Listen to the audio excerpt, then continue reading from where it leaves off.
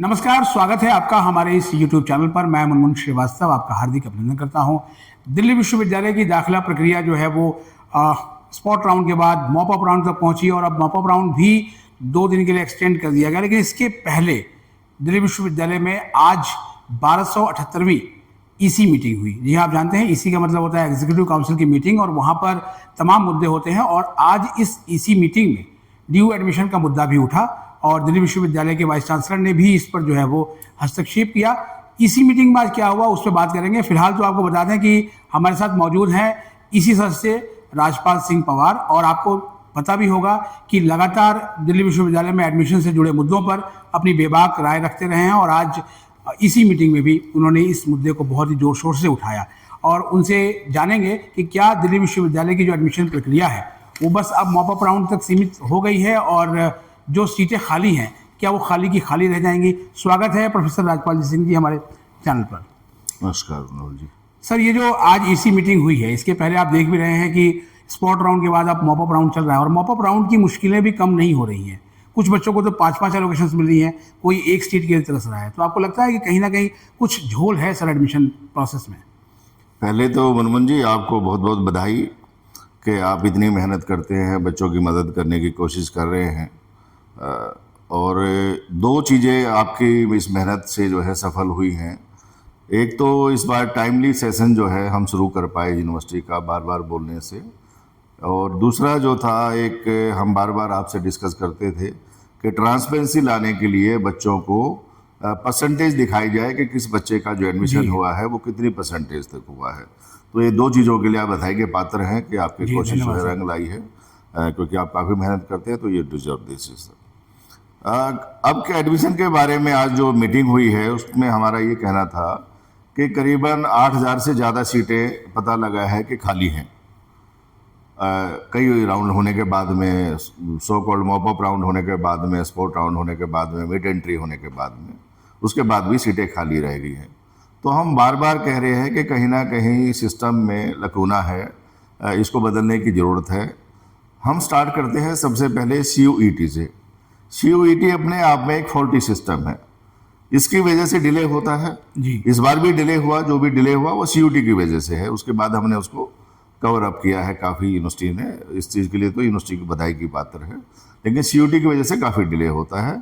तो हमारा सजेशन ये था कि या तो CUET को ख़त्म ही कर दिया जाए, या अगर करना है तो यूनिवर्सिटी अपना खुद कंडक्ट करे इस टेस्ट को, ताकि हम उसको टाइमली कर पाएँ, और उससे हमारी रिसोर्स जनरेशन भी होगी, और हम इस कैपेसिटी में हैं कि हम बाहर की यूनिवर्सिटी के लिए भी ऑर्गेनाइज कर सकते हैं उसमें। तो हमारे पास इतना बड़ा इंफ्रास्ट्रक्चर है, हमारे पास टीचर्स हैं, फैकल्टी के साथ साथ में नॉन टीचिंग स्टाफ है, उनकी मदद भी मिलेगी और यूनिवर्सिटी का भी रिसोर्स जनरेशन होगा। तो सबसे पहले तो CUET को बदलने की ज़रूरत है। अब आते हैं एडमिशन के ऊपर। एडमिशन में ये सब चीज़ें, मिड एंट्री हो गया, आपका मॉप अप राउंड हो गया, ये सब ऐसा लगता है कहीं ना कहीं मैनिपुलेशन करने का तरीका, इसमें ट्रांसपेरेंट सिस्टम नहीं है, और उसके बाद भी सीटें बच जाती हैं। सबसे बड़ी जो दुख की बात है वो ये है। तो एक तो वजह उसकी ये है कि हम लोग कोई काउंसलिंग नहीं करते, कोई वेबिनार नहीं करते, कोई बच्चों का ऐसा सिस्टम नहीं है कि हम उनको समझा सकें कैसे फार्म भरना है, कैसे आपने अपनी ऑप्शन भरनी है, जो कि सबसे ज़्यादा ज़रूरी है। डिफरेंट बैकग्राउंड के बच्चे हैं, कोई देहात से है, कोई लैंग्वेज किसी की प्रॉब्लम है, किसी का जो था वो बैकग्राउंड कुछ इस तरह का है कि भी अवेलेबल नहीं है उसके पास जो मीडिया के सिस्टम है हमारे इंटरनेट तक के, तो वो सब फैलाने की ज़रूरत है।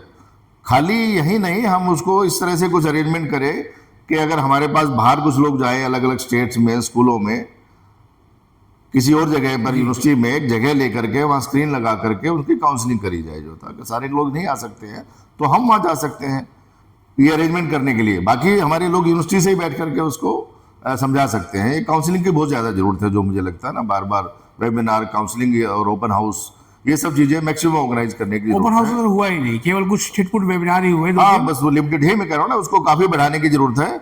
और एक यहाँ जो काउंसलिंग के लिए हेल्पलाइन है, उसमें जो है नंबर ऑफ हेल्पलाइन जो हमारे काउंसलर हैं उनको बढ़ाने की ज़रूरत है, ताकि कोई फ़ोन करता है बहुत दूर से तो कई बार फ़ोन करने के बाद भी नहीं उठा पाता।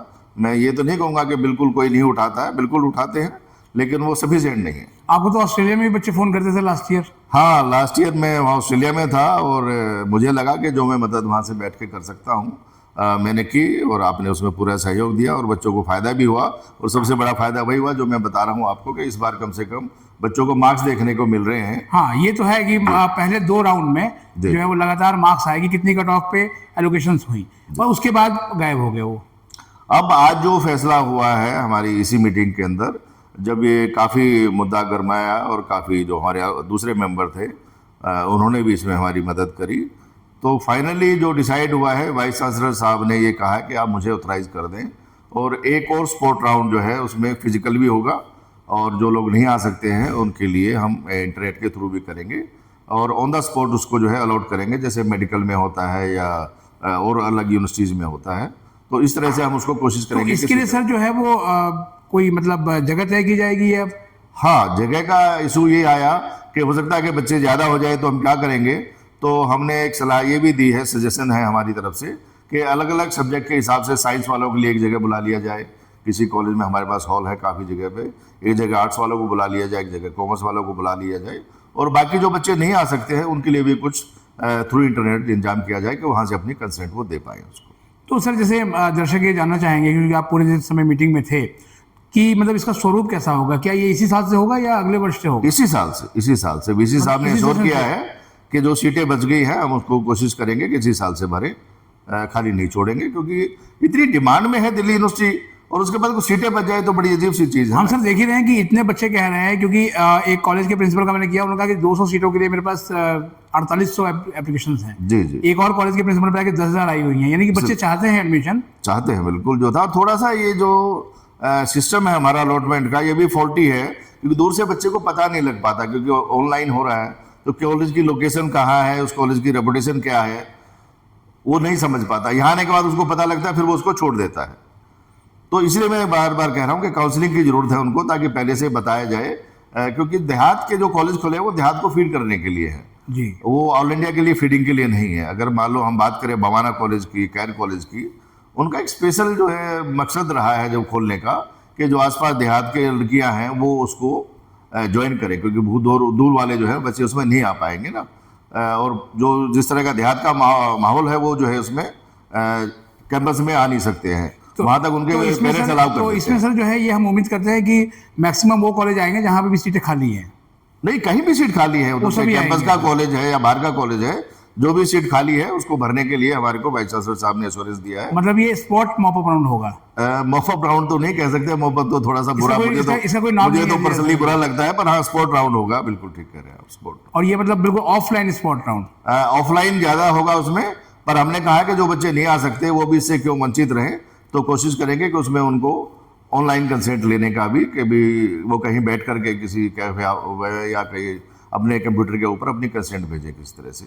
जैसे ही तो आपने बहुत अच्छा मुद्दा उठाया जो है वो बच्चों का, और हम उम्मीद करते हैं कि इससे कुछ और बच्चों को भी जो है वो एडमिशन मिल पाएगा। जी, आपकी सफलता है, मैं तो ये कहूँगा। नहीं सर, ये आप लगातार मुद्दे उठाते रहे, हम तो एक पत्रकार के नाते जो है वो स्टूडेंट्स की आवाज़ को बुलंद करते हैं। बहुत बहुत धन्यवाद सर आपका।